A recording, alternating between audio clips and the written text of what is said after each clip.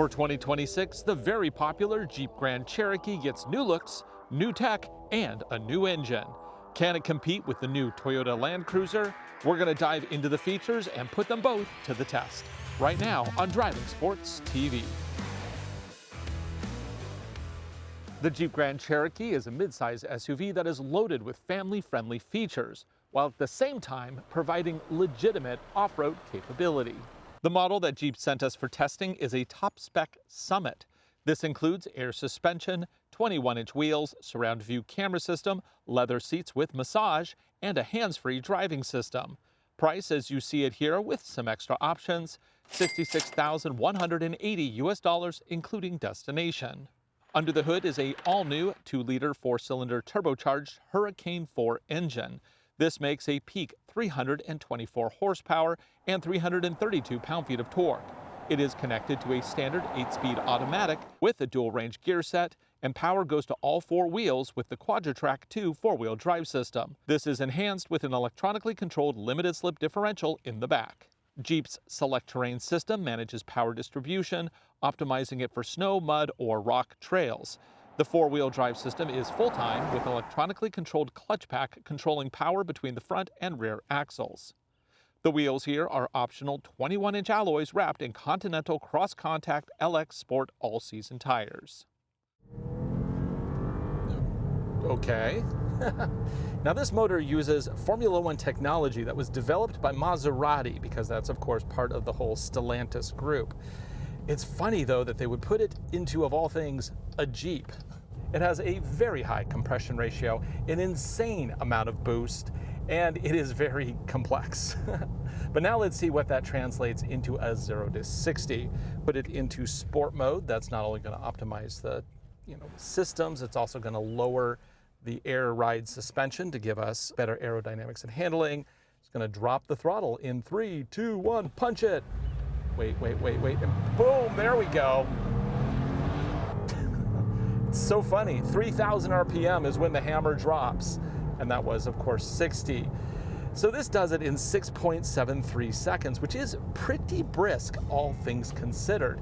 However, it is a peakier motor than the Land Cruiser, and not everybody wants that.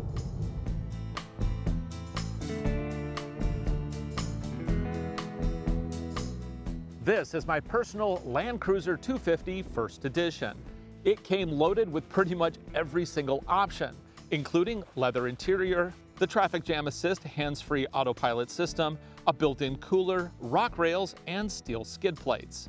I did upgrade the wheel and tire package to something a little more appropriate for off-road adventures. These are Falken Wildpeak AT4W HD tires wrapped around 18-inch Toyota TRD alloy wheels. I also upgraded the mud mats from the factory ones to a set from LastFit, who is also the sponsor of this video.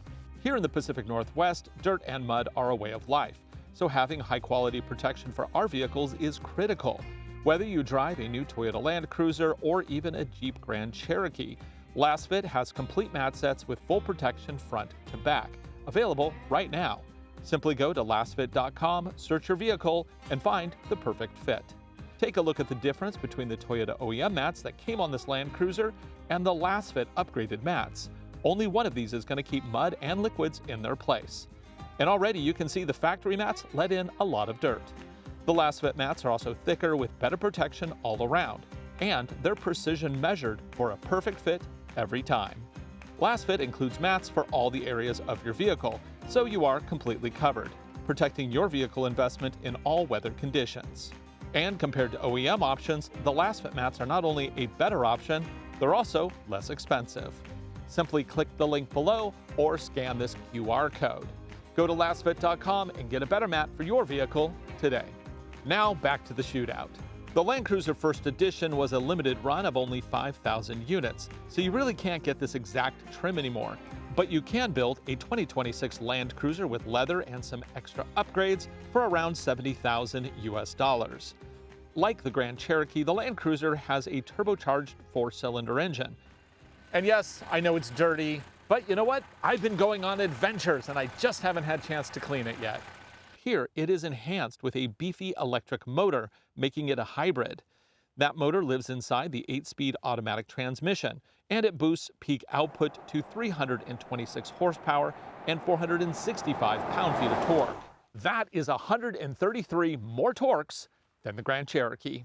The Land Cruiser has a full-time four-wheel drive system with a lockable center differential, dual-range transfer case, and a hardware locker in the rear. It also has both the multi-terrain select and crawl control systems.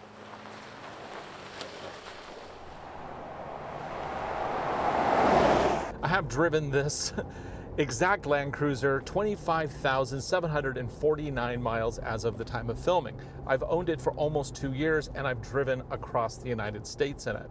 And I have to say, these seats are some of the most comfortable seats you can find in any vehicle.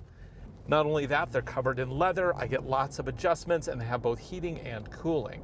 Now granted, the Grand Cherokee does have massage units built in, but overall, I prefer to have a more comfortable seat than one that has massage units. So now let's test this powertrain. What can it do with a 0 to 60? I'm gonna stop here. We're gonna put the drive mode into sport, and let's just go. 3, 2, 1, punch it. Good initial surge off the line, pretty smooth all the way up. No peakiness that you would normally get, 60.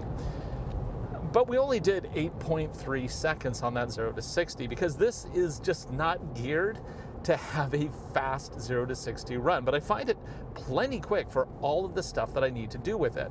Passing on the freeway, accelerating on short on-ramps, all that stuff, it does a great job with.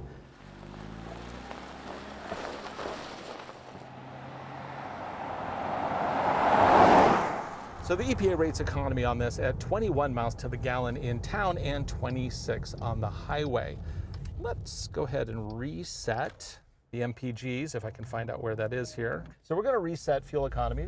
We're just gonna let the computer calculate it, and let's see what we get while I'm monologuing here. And also we're gonna switch it out of sport mode and put it into auto mode.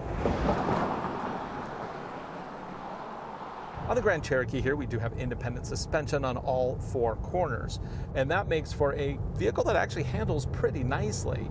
Now overall, the suspension setup is on the stiff side, stiffer than I personally like. But if your day-to-day is, on smooth pavement, then yeah, maybe this is the ride for you.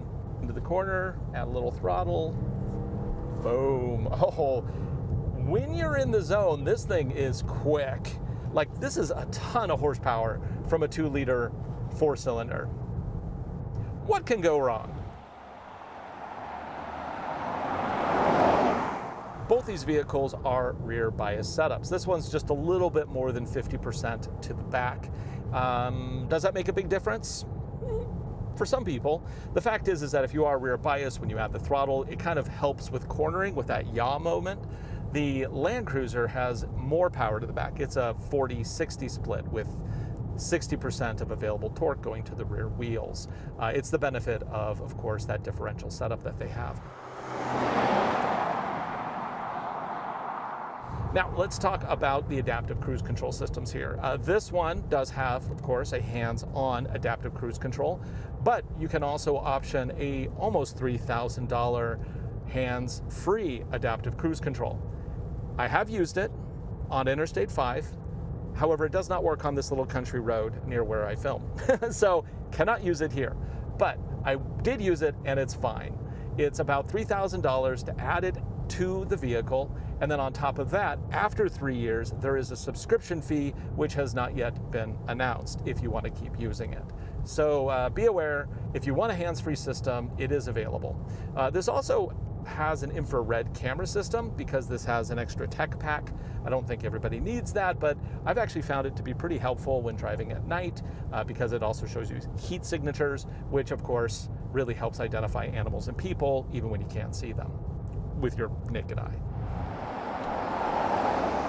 Okay, how are we doing here on economy? Well, so far, I'm getting 17.6 mpgs. Yeah, that's nowhere near the claimed mpgs. Huh. And of course, this one is running on all-season tires. If you were to throw some all-terrains on this, yeah, you would see your MPGs go even lower. But it's too soon to say. I have been doing some zoomies, so let's just kind of keep things chill. We'll log some miles, and we'll see what the MPGs are really like on this. This also includes a passenger side screen. I've never really seen the point of a passenger side screen. If you want to be on a device, just hold your device. I mean, I guess the win is that you can navigate and then send it to main navigation, but you can honestly do that if you're using CarPlay. Just send it to the person driving's CarPlay system. Same thing. And yeah, that's not even a real good screen. It's so heavily polarized, so the driver can't see it. It's not even great to look at when you're sitting directly in front of it. So, Now this does have a dual screen setup, and oddly enough, it's actually very similar to what's found in the Land Cruiser. We have a horizontal display here, and they are roughly the same size. Now, of course, this does have massage seats. I'm getting a massage right now. I am very much enjoying it. Thank you very much. And then it also has heating and cooling as well as a heated steering wheel, which is all good stuff. And I do like how they put some of the more common buttons up on top here, and then we have some more of the common aircon stuff down here. Although you do have to dive into the menu screen for a lot of the aircon controls. The Land Cruiser, it gives you a separate control panel with separate buttons, so you don't have to go into the screen pretty much ever when you're dealing with car, functions. Okay, so keeping this car out of boost, I've only driven probably about maybe 10 miles. I'm averaging 21 miles to the gallon, which, I think is acceptable for the amount of power out of this vehicle. However, keep in mind that Land Cruiser, if I were to put the standard tires on it, I can easily get 21 miles to the gallon with that as well.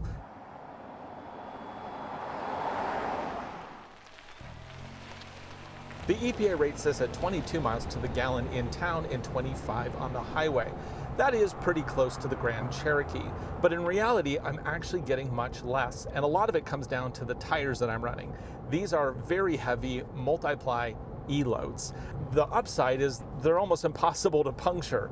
On the downside, they are heavy. That affects, of course, economy as well as overall acceleration. The suspension on this Land Cruiser is independent multi-link in the front, and in the rear it is a solid axle. That makes for a vehicle that is potentially more capable off-road. The suspension here is also fairly soft. I go into a corner, there is absolutely some body roll here. I think the short of it is that the Grand Cherokee drives more like a car, this drives more like an off-road ready SUV. And if that's something you're looking for, then I think you'll be very satisfied with this vehicle. If you want something that's a little sportier and is going to be driven more on pavement, the Grand Cherokee might be the better choice.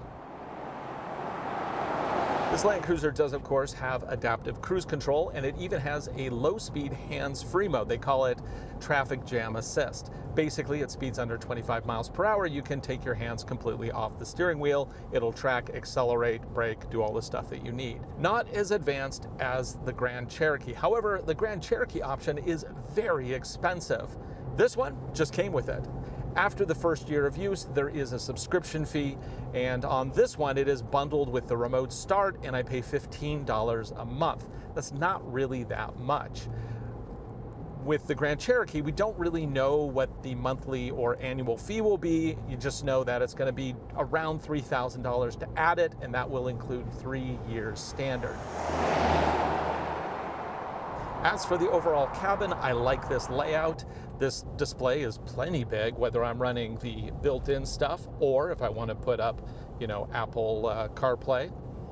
It all just works. The digital gauge cluster gives me all the info that I need, and of course, I do absolutely love the fact that I have physical buttons for everything relating to my climate control. That's really handy. And then down below that, I have all the different off-road modes. I have a proper controller for the automatic transmission, charging pad, cup holders, all the good stuff. The biggest issue I've had with this whole setup in here is really a lack of bin space. There's just not a lot of bins, especially when you put a cooler in your armrest, which I love, by the way. I didn't think I was going to use that at all, and it has become like something that I rely on now for road trips. But you know, I get used to being more organized in my car. I'm stowing less garbage throughout the cabin, so it's really kind of helped me to tidy up, you know? It's, yeah. I'm improving myself. On pavement, both these vehicles are pretty good, honestly. But I will say that I personally prefer the way the Land Cruiser drives. It's softer, it's more comfortable, and I actually find the powertrain to be more refined. I don't like the peakiness of that new engine. I think the biggest problem with this Land Cruiser is the size of the fuel tank. It's only 17.9 gallons, which means that I'm averaging only about 250 miles between fill-ups. The Grand Cherokee, yeah, it's got a 23-gallon tank, which means you can get over 500 miles of range. Of course, that assumes that you're getting somewhere in the window of the EPA ratings for MPGs with the Grand Cherokee. But still, 17.9 gallons versus 23, yeah, I would love to have a 23-gallon tank in this thing.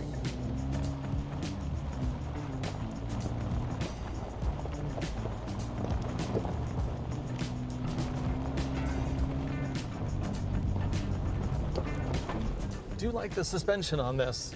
It may not be adjustable, but it's dialed in pretty nicely.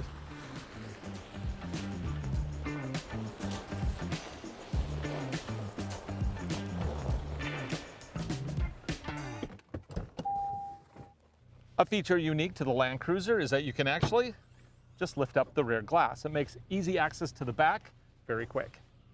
The Grand Cherokee here has 70.8 cubic feet of cargo capacity with the seats folded flat. The Land Cruiser has 82.1 cubic feet. Now, about that. The Land Cruiser unfortunately does not have an entirely flat floor.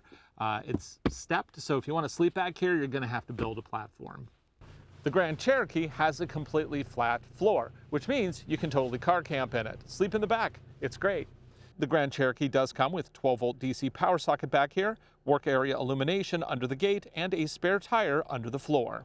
Thanks to its electrified powertrain, the Land Cruiser has a 2,400-watt AC power socket in the back here. Land Cruiser payload maxes out at 938 pounds for passengers and payload according to the door sticker. The Grand Cherokee can load up to 1,050 pounds of payload and passengers. In terms of towing, the Grand Cherokee tows 6,200 pounds. The Land Cruiser, 6,000. Both come with standard hitches and electrical connections. However, only the Land Cruiser has a brake controller. And honestly, without a brake controller, I'm not towing 6,200 pounds. Now, you can option one through Mopar for this vehicle, but I could not find it in the cab anywhere. It's kind of a weird omission. On the inside of this Land Cruiser, I have plenty of headroom. I got lots of legroom. I am 6'1", legs and torso proportionate, and I fit great.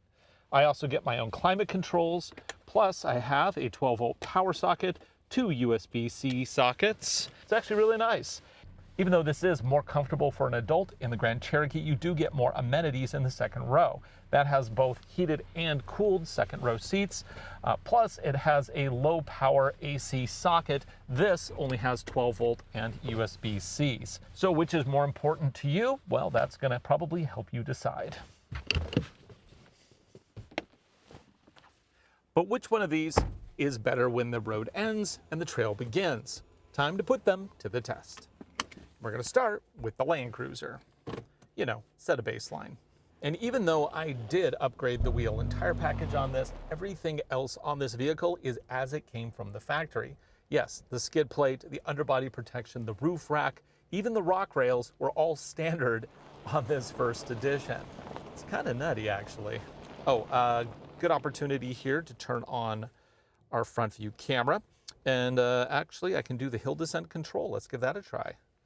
That's called DAC. I hit a button there and I can dial in a speed between 2 and 18 miles per hour. Let's set it to 2 and see how it goes.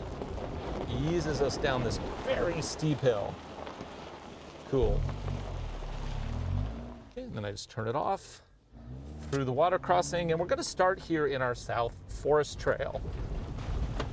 You know, get warmed up.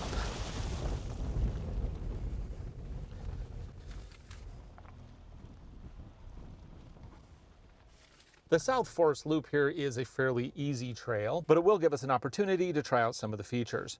After we get through this, then maybe we'll escalate things. I'm gonna go ahead and switch it over to 4 low so I can get a slower crawl speed. It also, with Toyota vehicles, kind of allows for a lot more features to be enabled. In 4 high, they limit what you can do. Like, for example, you can't turn on the rear locker. Kind of annoying, but you know, it is what it is. I'm gonna go ahead and do my multi-terrain select system. Let's go ahead and switch it to auto. That's fine. Now this does have a front stabilizer bar disconnect, and that gives me better articulation on the front suspension, but may or may not use it. We'll see. Right now it's not activated. It's an expensive option, and I will try to avoid using it if I can. This is very tight, good use of the camera. The camera is very clear. Always love Toyota because you can see both the front and rear wheel. The rear wheel is something you rarely see on these cameras. It's a really handy feature. Okay. Get this set up.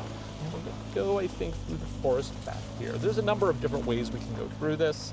I'm going to do the same pattern that we did with the Subaru Outback just a few weeks ago. Okay, into the forest, again, relying on this camera since we don't have a spotter. It's very snug for a vehicle of this size. Gonna look for articulation as we go over complicated things. Ooh, mushrooms. A little walk in the forest. So fully cranked wheel gets me around that corner. So the turning radius is actually pretty good on this thing. Now this is going to be the first real challenge as we go into these side-to-side ditches, look for articulation. You know, if you can put a wheel down, you can usually get through anything. And because we have that solid axle in the back, as it articulates, it actually pushes the chassis up a little bit, which gives us better reach. Oh, I can hear that multi-terrain select system shifting power around using brakes on the front. I have not engaged the rear locker yet, so I just don't think we need it yet. Again, turning radius. Oh, are we gonna make it? No. It was close though, we almost made it. Finally, the climb out. Doing pretty good. A little rub in the back there. And over. Oh.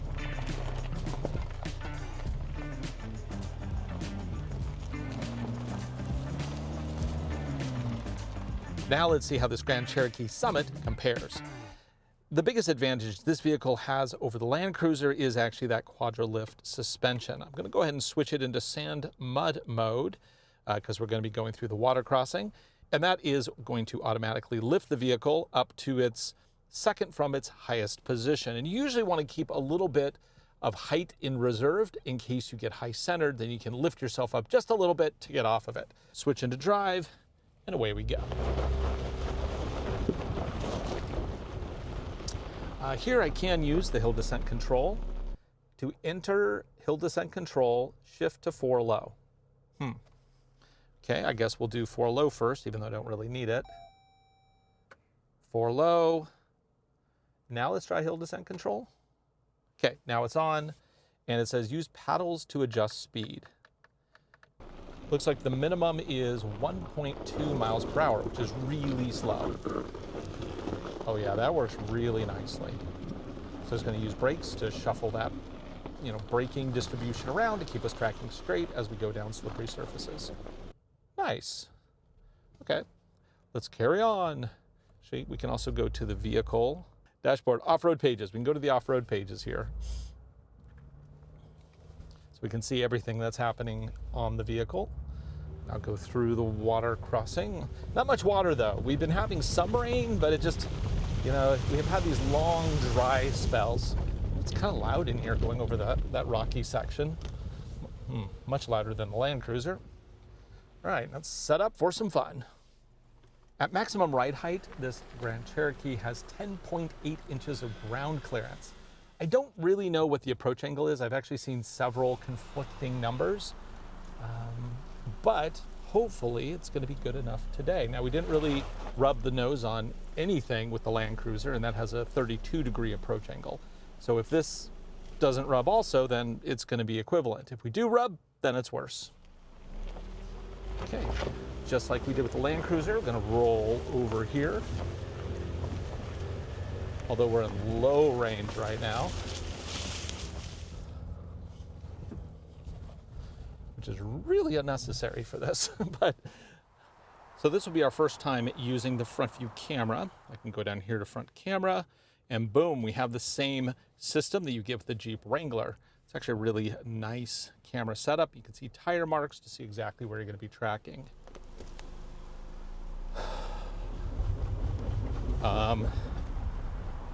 Okay. We gotta get in? Really? So we're in 4 low. It has a lot of wheel spin, which I may not want that much wheel spin. Let's take a look at what we got going on here. Really? That wheel is lifting, huh? That's interesting. So this is supposed to have a limited slip differential in the rear that automatically engages. It doesn't seem to be doing it. Keep it in, keep it in, keep it in, and we get over it. Ooh, with a little bit of a wee. Now we're in 4 low. I kind of would have thought that would have kicked in better. Not sure about that. Oh, of course we have parking sensors. Let's turn those off. I do like that those buttons are right there. That's really nice. Where's our wheel tracks? There we go. Come on, we're gonna get through this? Whoa. This is not that difficult of a track, and already it's struggling a little bit. Now it's getting through it, but it's definitely having to put in a little extra overtime. Turning radius seems a little bit better than the Land Cruiser. Now I know this isn't a Trailhawk version, that is the off-road version of the Grand Cherokee, but currently there is no Trailhawk. So Select Track 2 with a rear limited slip is the best we can do. Come on, get up and over. Ooh, wow. Move this way, and it's telling me that my rear axle locker is still unlocked. So let's see what that does. Ooh. Thing about air suspension, typically doesn't have very good articulation. Oh yeah, it's not even trying to lock it. So apparently sand mud doesn't actually lock that rear diff. Let's go into rock mode and see if that improves things. Okay, so now that we're in rock mode,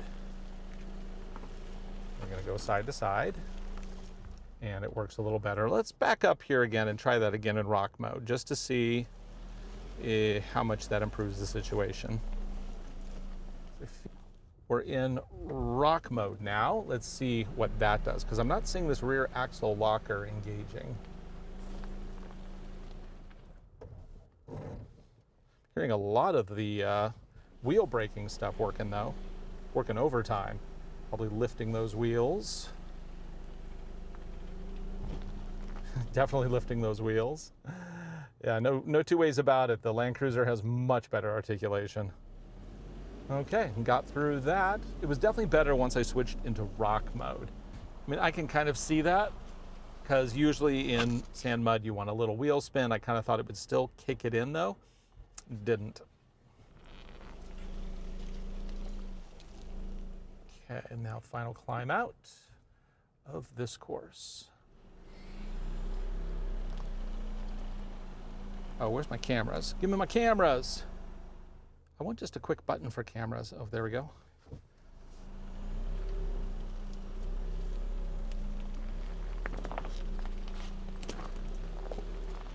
Okay, well, we got through that. I've learned a little bit about this vehicle.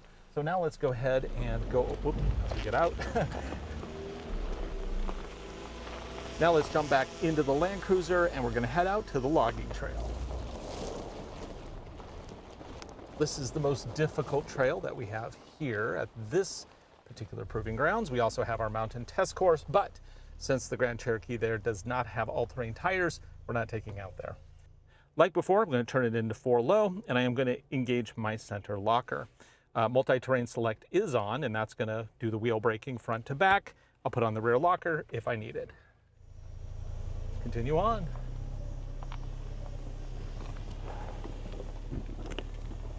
Now this particular course is really going to test clearances.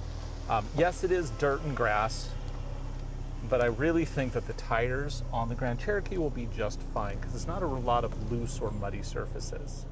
Just a little bit. Okay, so here's our first drop. I'm gonna go in the hole, and I'm probably gonna rely on that rock slider a little bit. The wheelbase on this one's a little bit shorter than on the Grand Cherokee, so my breakover is actually pretty good. Climb up the side, probably rub the back. Yeah, almost always rub the spare back there. And then brake over as we go up and over. And just a little rubbing, not too bad. Okay, now this is going to be the challenge spot as we lift a couple wheels.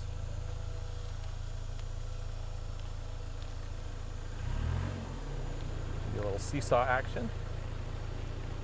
And I actually want to kind of climb as much as I can before I crank over so I don't drag my back. Multi-terrain select doing a great job there. Full rotation, try not to hit the camera. I think we're good.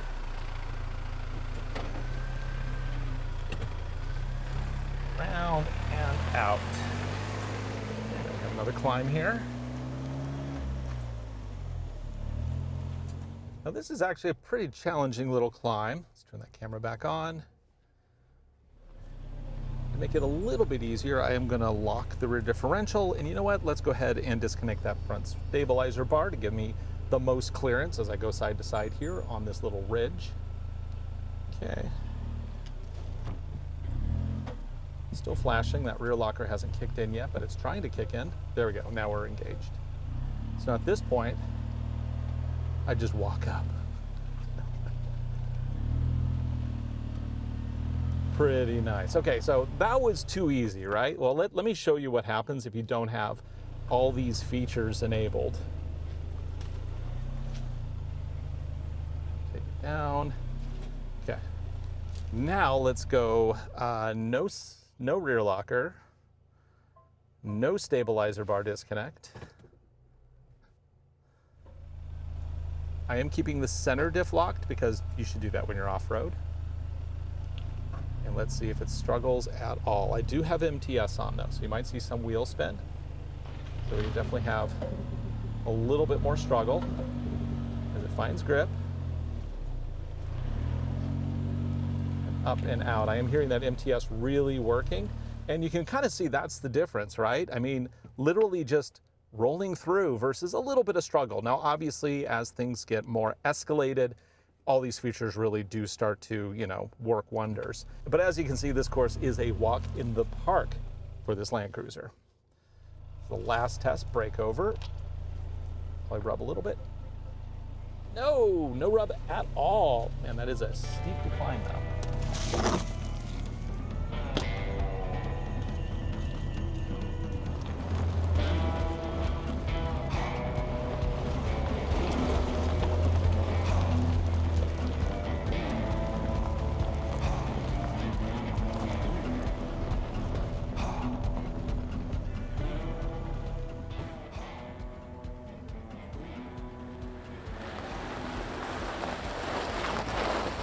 This is very rough. Oh.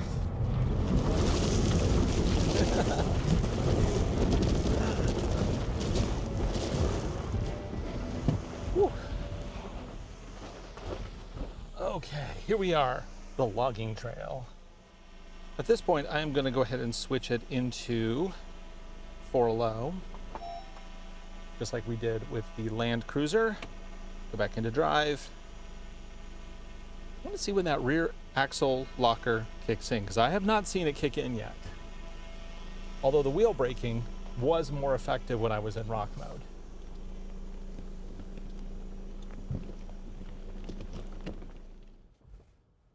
See, camera, front camera, there we go. Actually, what I want to do is I want to change it so my gauge cluster has the off-road stuff. There we go. So it can be cameras over here, off-road information over here. Dip into the hole. The Land Cruiser did not rub much. It did kind of scooch the spare tire on the earth though, so it did scrape a little bit in the back. Of course, we are just on regular tires here. We're not on we're not on all-terrain. So grip is going to be a challenge, but we can tell when the difference is the grip or clearances. A little rubbing in the back. Brake over. Oh, no. Oh, man. Having air suspension is really nice in some ways. Now, we don't have the articulation here, but we do have the clearances, which are lovely. Now, I don't want this to dig, so I'm going to go ahead and go to rock mode because that should be the most aggressive. Whoop, boop, boop, boop, boop. Oh, good. Now in rock mode, that rear locker is kicking on when it's needed. Man, cornering on slippery surfaces with standard tires does feel a little sketchy. But we get through it. Yeah, the traction control system's here, and then of course once I figured out that rock was needed for the rear locker, working just fine here. Although I would like to have like a button just to say, turn on the rear locker. We'll just work with what we got here. Now the final climb out. Oof, yeah, these bumps are a little harsh. I also noticed that in rock mode, it did lift us up to the maximum height of the air suspension. So we might need it here. Camera. Ooh.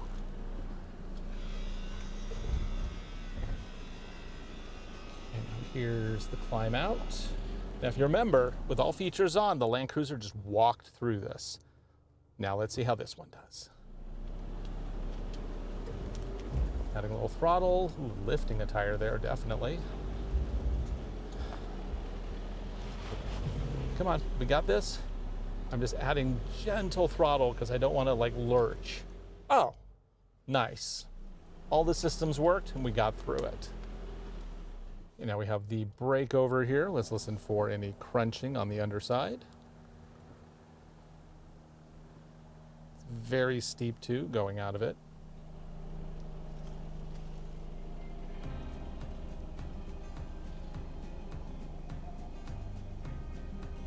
Ooh, yeah. Okay, no rubbing at all. Air suspension, yeah! So we did it. We got through all the challenges here.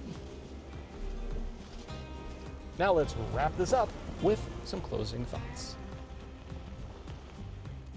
So that is the new Grand Cherokee with the Hurricane 4 engine and the Land Cruiser with the hybrid powertrain. I'd say that on the street, this vehicle was a lot more sporty to drive. Not only was it firmer and kind of had less roll in the corners, also that peaky little engine is kind of fun. However, if I just want comfort and capability, I'm going to go with the Land Cruiser every time. Even though this does have just a ton of capability baked in, especially that airlift suspension really does help when we hit the trails, I want to be able to have full control over my entire off-road toolbox.